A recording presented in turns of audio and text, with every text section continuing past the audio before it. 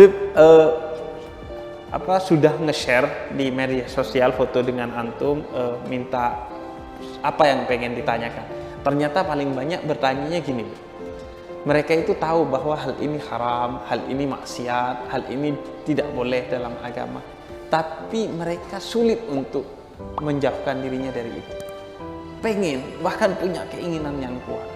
Misalnya zina, mereka tahu zina haram, berhubungan dengan yang bukan mahrim, sampai berhubungan yang berlebihan, itu pengen menjauhkan tapi tidak bisa. Ghibah, pengen menjauhkan tapi kesulitan untuk menjauhkan dari ghibah, apalagi di era media sosial ini. Apalagi mereka cerita tentang kenikmatannya ghibah, malah mereka yang dakwah ke kita kenikmatannya ghibah. Nah, tapi mereka tahu itu dosa, bahkan mereka tahu bahwa itu dosa besar, dan mereka punya keinginan yang besar untuk jauh dari itu. Mungkin bisa diberikan ini tips-tips agar mereka bisa apa upaya-upaya untuk menjauhkan diri dari semua kemaksiatan itu. Alhamdulillah. Rasulullah SAW beliau bilang, la yu'minu ahadukum hatta yuhibba li akhihi ma yuhibbu li nafsihi minal khair. Enggak beriman salah seorang kalian hingga dia mencintai untuk saudaranya sebagaimana dia cinta untuk dirinya sendiri. Dia suka untuk saudaranya sebagaimana dia suka untuk dirinya sendiri. Yang dia anggap dirinya enak, ya orang juga enak, dia kasih, berbagi kebaikan tersebut. Yang dia anggap buruk, nggak enak, sakit, ya buat orang lain, buat saudaranya juga sakit. Sehingga dia jaga itu jangan sampai menimpa saudaranya. Nah, kemudian juga intinya sih sekarang perlu mendapatkan sahabat atau kawan atau katakanlah mentor atau guru yang dia duduk bersama dia, bukan cuma sekedar mentransfer naskah ilmu, enggak, tetapi mentransfer nurnya ilmu, cahayanya ilmu, dan juga keberkahannya daripada ilmu tersebut. Mencari teman duduk yang baik, mencari teman duduk yang baik. Nah, itu sebenarnya yang utama di situ. Di dalam Sahih Bukhari ada sebenarnya ini ada dua hadis. Hadis yang pertama, dalam Sahih Bukhari ada satu orang udah ngebunuh 99 nyawa dari Bani Israel. 99 nyawa dia habisi. Datang keinginan mau bertobat, gue mau taubat. Dia tanya, siapa orang paling alim di kampung ini? Ada Ustadz Fulan, disamperin. Saya udah bunuh 99 nyawa. Kalau saya mau taubat masih bisa gak? Kebetulan dia salah Ustadz. Lu udah bunuh 99 nyawa, mau taubat enak aja. Gak ada taubat bagimu. Oh gitu, ya udah deh, lengkapin jadi 100 dibunuh Ustadz. Jangan dicontoh. Akhirnya udah dalam petualangannya lagi, dalam maksiatnya lagi, kemudian timbul lagi keinginan, saya mau taubat deh, jenuh. Sebab kemaksiatan tuh kegundahan di hati, mau nggak mau. Wah, nikmat, glamor, gemerlap, lezat. Tapi batin yang melakukan itu merasa kosong, hampa, gundah, stres yang nggak habis-habisnya. Dia melakukan kemaksiatan tersebut, dia kira dia bisa selesai dari stresnya, nggak taunya tambah stres. Berlipat ganda. Berlipat ganda. Dan itu tanyain kepada semua ini nggak bisa dipungkirin. Nggak ada yang bisa ngisi kekosongan itu melainkan duduk yang kayak begini, begitu mengkaji yang kayak begini, i'tiraf, hal-hal yang semacam ini, duduk bersama orang-orang yang dimuliakan oleh Allah Subhanahu wa taala. Dia timbul lagi keinginan, gue mau taubat. Tanya, siapa orang paling alim, paling soleh, paling ngerti agama di kampung ini? Bilang ada fulan. Ya Syekh, kalau saya mau taubat sekarang, masih bisa gak? Saya udah bunuh 100 nyawa. Bisa. Gak ada yang gak bisa. Nah, ini perannya ulama membangkitkan optimisme di masyarakat. Jangan bikin orang pesimis aja. Jangan nggak ada taubat bagimu, lu di neraka, udah kelas nggak ada harap. Bangkitkan semangat orang, mau balik bisa. Nggak ada dosa yang nggak bisa diampunin Allah. Inna Allah yaghfiru dzunub jami'an, dalam hadis. Allah bisa mengampunin semua dosa. Tapi dikasih tahu caranya. Ini nanti begini, karena pergaulan. Hidup di lingkungan yang terkondisikan melakukan kemaksiatan, kezaliman, pembunuhan. Jadi solusinya bagaimana? Cari teman duduk, pindah komunitas, pindah teman duduk, begitu. Pindah tongkrongan. Pindah tongkrongan. Baik, pindah tongkrongan. Akhirnya udah dia keluar dari kampungnya, niat mau taubat nih, pindah ke kampung solihin. Baru keluar dari kampung, tahu-tahu ajal menjemput, meninggal. Nasib betul. Susah emang mau taubat, cobaannya banyak. Datang malaikat azab, ini yang gue udah tunggu-tunggu dari dulu. Udah waktunya mau diseret ke neraka. Datang malaikat rahmat, kan dia niat mau taubat. Baru niat kan, belum taubat kan. Nah, tapi dia udah keluar dari kampungnya. Tapi kan belum sampai ke kampung sana. Cekcok antara malaikat. Hingga dalam Allah Ta'ala, dalam Sahih Bukhari, diutus malaikat yang lain menengahi. Begini aja ukur, dia meninggal sekarang di tengah jalan, ukur lebih dekat ke kampung solihin atau lebih dekat ke kampung asalnya dia, kampung penjahat, penyamun. Ya pasti lebih dekat ke kampung penyamun, baru keluar kok. Hitung. Subhanallah, ketika orang mau bertaubat, ya, punya niat baik, kata Imam Junaid, man fataha ala nafsi baban niyah hasanah fatahullah alaihi sab'in min abwabi taufik. Orang kalau buka buat dirinya satu pintu niat kebaikan, dibukakan 70 pintu taufik yang ngebantu dia ngejalanin niat baiknya. Allah Ta'ala perintahkan kepada bumi, kampungnya penjahat menjauh, kampungnya solihin mendekat. Disuruh mendekat. Begitu diukur, lebih dekat 1 jengkal ke kampungnya solihin. Allah memfasilitasi orang yang mau bikin baik, difasilitasi oleh Allah Ta'ala. Yang penting lu niat dulu, gue mau benar. Jangan berpikiran, nggak bakalan bisa. Baik ini datang dari orang lain, dari ustadz, dari lingkungan, atau dari diri sendiri. Jangan bilang nggak bisa. Bisa kok. Sahabatnya Rasul Shallallahu Alaihi Wasallam dulunya musyrikin, ya kan? Hingga mereka menjadi orang-orang mulia yang agung di sisi Allah Taala. Derajat wali yang paling tinggi nggak bisa mencapai derajat yang paling rendah dari sahabatnya Rasul Shallallahu Alaihi Wasallam. Orang yang paling mulia. Berapa banyak ulama yang dulunya orang jauh dari Allah berubah menjadi wali besar. Bisa aja anugerah Allah Taala terbuka buat siapapun. Nabi Musa sebelum jadi nabi udah membunuh 1 orang dan hampir membunuh orang yang kedua. Turidu an taqtulani kama qatalta nafsan bil ams, kata di dalam Al-Qur'an surat Qasas tersebut. Maka terbuka pintu taubat buat siapapun. Ikhwatu Yusuf, saudara-saudaranya Nabi Yusuf yang dulu membuli, merundung Nabi Yusuf. Hingga mereka bertekad mau membunuhnya. Akhirnya dilempar ke dalam sumur. Akhirnya ketika mereka balik kepada Allah Ta'ala, taubat, 11-11-nya diangkat jadi Nabi, Asbat jadi Nabi. Mereka bersaudara 12, Nabi Yusuf salah satu. Siapa aja terbuka kesempatan, cuma mau jadi Nabi nggak bisa.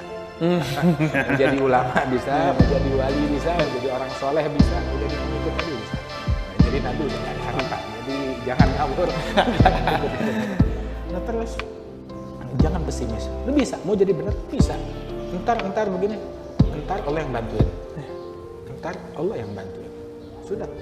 Nah terus hadis yang kedua, ada satu orang datang, Nabi lagi majelis, tahu-tahu bilang interupsi nih.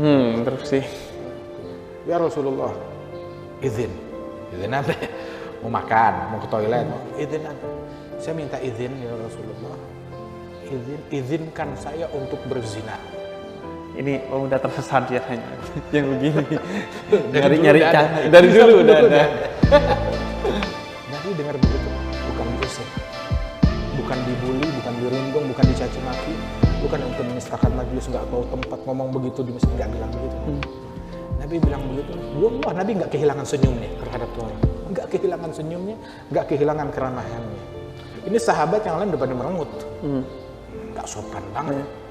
Tapi mereka nggak berani bertindak karena situ ada Rasul. Rasul dengar begitu, izinkan saya untuk berzina. Nabi bilang, nah sini, bukan diusir, dipanggil suruh deket. Sini mendekatlah. Sampai dekat, sampai nempel di hadapan Rasulullah. Kamu bilang izinkan berzina. Kamu berzina, apakah kamu rela ada orang berzina dengan ibumu? Enggak terima saya.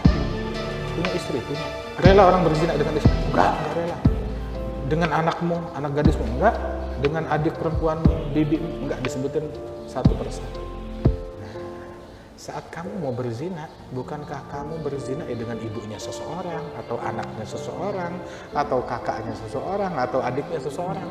Sebagaimana kamu nggak bisa terima, nggak rela, orang lain juga nggak rela. Dengar begitu, iya ya, iya, betul ya Rasulullah.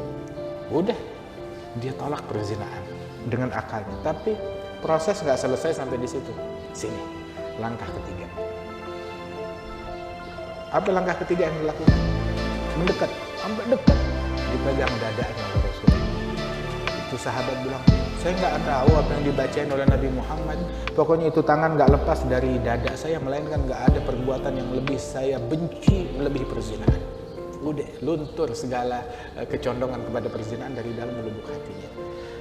3 proses. 1, orang yang begitu bukan dijauhin, deketin. Begitu, bukan diusir.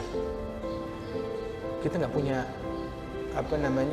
nggak punya hak untuk mengusir orang dari Allah Ta'ala, dari pintunya Allah. Siapa kita? Oh, dia nggak layak. Kalau mau bicara layak nggak layak, saya juga nggak punya kelayakan. Kita nggak punya kelayakan. Alhamdulillah Allah Ta'ala masih mau terima kita begitu di pintunya Allah buat ngajakin orang. Jangan kita ngusir orang dari pintunya Allah Ta'ala. Kita nggak punya hak. Langkah kedua, dikasih penjelasan yang masuk akal. Langkah yang ketiga, nah itu tazkiyah, didoain. Itu 3-3-nya. Terus lihat, Rasulullah Shallallahu Alaihi Wasallam, beliau ngedeketin orang, bukan ngejauhin orang. Sehingga kalau seandainya orang yang maksiat nggak boleh datang, nah terus kapan tobatnya? Orang yang mau benar nggak boleh datang, terus kapan jadi benernya? Nabi ngebuka pintu, makanya majelisnya Nabi dihadiri oleh muslim, oleh non-muslim, oleh yang taat, oleh yang maksiat, oleh Yahudi, oleh Nasrani, oleh musyrikin, oleh penyembah berhala, hadir di majelisnya Nabi Muhammad. Dan Nabi nggak ngusir mereka, Sallallahu Alaihi Wasallam. Itu satu. Terus juga dikatakan bahwasanya Rasulullah Sallallahu Alaihi Wasallam itu buka peluang siapapun untuk datang, dan Nabi Muhammad mendatangi mereka satu persatu ke kemahnya musyrikin, ke sini. Nabi Musa sama Nabi Harun diutus datang ke istana, bukan ke istananya presiden Islam, enggak, ke istananya Fir'aun. Ke istananya Fir'aun. Ada nggak ya manusia iblis yang lebih jahat dari Fir'aun? Idhaba ila Fir'auna innahu tagha faqula lahu qawlan layyina. Samperin Fir'aun, ucapin omongan yang lembut, yang santun kepada Fir'aun. La'allahu yatadzakkaru aw yakhsha. Kali dia ingat dan dia takut kepada Allah Jalla Jalaluhu Ta'ala Azamatuh. Tarik orang, deketin orang. Makanya dibilang man la yarham rajula su fa huwa aswa halan. Orang kalau nggak punya kasih sayang kepada orang jahat, dia lebih jahat daripada penjahat tersebut. Apa bedanya kita sih sama pelaku maksiat? Kita sama-sama, dia dan kita sama-sama makhluknya Allah. Terus cuma Allah Ta'ala tempatkan dia di tempat maksiat, dikasih kerjaan-kerjaan maksiat. Kita ditaruh di tempatnya taat, dikasih kerjaan-kerjaan taat. Begitu. Dan kita dan dia sama-sama makhluknya Allah, cuma ya, kita dikasih kerjaan kebaikan, dia dikasih kerjaan keburukan. Nah, kalau kita menyombongkan diri, bersikap arogan, apa enggak takut kita ditukar? Begitu. Lu kurang ajar, lu sombong, ya udah ganti tempat. Lu di tempat maksiat, dia di tempat taat. Ya, banyak hal-hal yang semacam ini. Jadi jangan takut, jangan sungkan untuk dekat ya, kepada orang-orang saleh, kepada kaum salihin. Termasuk nyamperin tempat. Karena Nabi Musa aja ke Fir'aun istananya. Apalagi kita cuman kayak ke kafe, ke tongkrongannya orang maksiat. Jangkau mereka, kenapa ya? Menjangkau mereka. Nabi ke kemahnya musyrikin disamperin oleh Rasulullah Sallallahu Alaihi Wasallam. Apalagi mereka mau datang, nah kita tolong.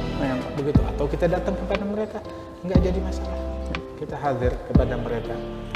Dan itu yang dilakukan oleh Nabi Muhammad. Sehingga terjadi perjanjian Hudaybiyah yang pertama dan Hudaybiyah yang kedua terjadi. Sallallahu Alaihi Wasallam. Oke, jadi ada beberapa pelajaran yang kita dapatkan. Pertama adalah untuk meninggalkan maksiat itu butuh niat yang kuat. Artinya betul-betul memiliki niat. Mungkin para penanya sebagian besar kita sudah punya niat yang besar. Yang penting niat dulu deh. Niat Ntar dulu. sisanya Dan Allah itu yang udah beresin. pahala. Iya, niat dulu. Ntar sisanya Allah yang beresin. Jadi sisanya Allah yang beres. Jangan penuh kekhawatiran. Wah, ntar resikonya gini, ntar gitu. Jangan khawatir begitu. Itu ntar itu dari setan. Yang mau menjegal kita. Ya. Yang penting niat dulu. Niat dulu. Jadi sudah bagus dengan niat itu.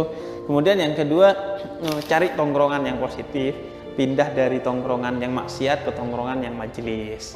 Kalau bisa setongkrongan-tongkrongannya Diajak. Kalau bisa tongkrongannya dibubarin, yang sono diajak ke tongkrongan majelis. Jangan dibubarin, Diajak ke majelis, karena juga di tongkrongan majelis ya selain ada keberkahan ada kenikmatan. Tadi Habib ceritakan bahwa sebenarnya orang yang maksiat itu gundah gulana, orang yang taat itu selalu bahagia. Bedanya mereka belum pernah merasakan ketaatan sehingga belum pernah mengecap nikmatnya ketaatan itu sendiri. Terus ada satu lagi, Allah Ta'ala wahyukan kepada Nabi Dawud, ya Dawudu man radda li abigan katabtuhu indi jahbadha. Wahai Dawud, yang mengembalikan kepadaku orang yang kabur dariku. Dia kabur dari Allah, maksiat, berontak, melarikan diri dari ketaatan. Dibalikin dengan metode yang halus, dibalikin ke jalan Allah. Ini pelaku usaha ini aku tulis di sisiku sebagai pejuang sejati, patriot sejati, pahlawan sejati. Ini pendekar sesungguhnya, nih dia orang kayak begini. Yang mengajak orang-orang yang Orang tersesat yang udah kabur, balikin lagi, dan dengan cara yang lembut. Kekasaran, malah kemudian kekasaran. Agama nggak dibela dengan cacian, dengan makian, begitu. Tetapi dengan kelembutan. Nabi hatta jihadnya lembut. Ya. Hatta jihadnya lembut. Kemudian tadi yang ketiga, mencari guru yang baik sebagai pegangan kita untuk kita jauh dari maksiat. Dan yang keempat itu adalah optimis. Guru yang hakim bukan yang menghakimi. Yang hakim bukan yang menghakimi. Penuh hikmah bukan menghakimi. Guru yang benci kemaksiatan tapi tidak benci orang maksiat. Dan yang keempat, optimis tadi. Penting sekali. Optimis bahwa Allah akan selalu membuka jalannya. Jangan pesimis, karena tidak ada pintu taubat tertutup kecuali oleh keputusasaan. Allah tidak pernah menutup. Yang menutup itu ya kalau nggak dajjal, setan, iblis yang pengen manusia nggak bertobat. Dan yang terakhir tadi Habib bilang tazkiyah atau doa. Perbanyak doa agar Allah bantu jalan kita dalam pertobatan, dalam penjauhan kita dari kemaksiatan. Terima kasih Habib waktunya. Semoga manfaat buat teman-teman. Silahkan dilakukan apa yang menjadi tips ini. Semoga segera kita bisa terhindar dari maksiat. Amin ya rabbal alamin. Assalamualaikum warahmatullahi wabarakatuh.